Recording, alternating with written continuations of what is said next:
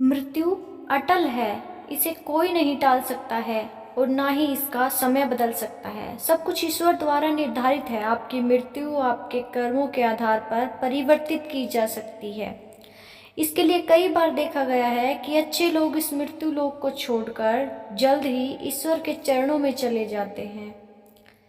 आज के इस लेख में आप जानेंगे कि अच्छे लोगों की मृत्यु जल्दी क्यों हो जाती है, मृत्यु क्या है।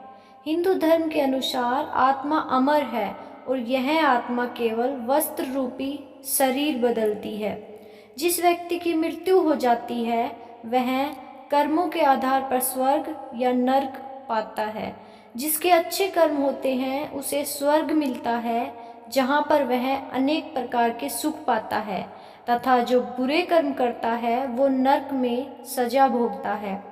जीवन चक्र को बनाए रखने के लिए ईश्वर ने जन्म और मृत्यु की व्यवस्था की है।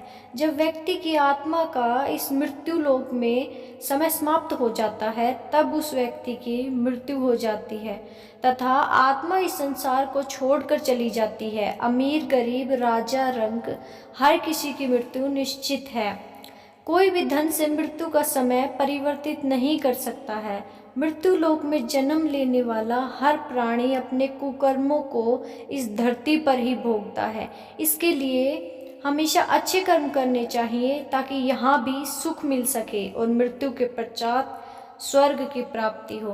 पर हम देखते हैं कि जो अच्छे कर्म करते हैं उन लोगों में कुछ लोगों की मृत्यु हो जाती है।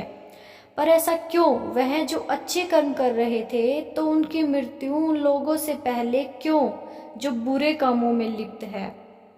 ऐसा जरूरी नहीं है कि जिनकी मृत्यु जल्द हो जाती है वह सुजन होते हैं और न ही ऐसा है कि जो ज़्यादा जीते हैं वो बुरे होते हैं।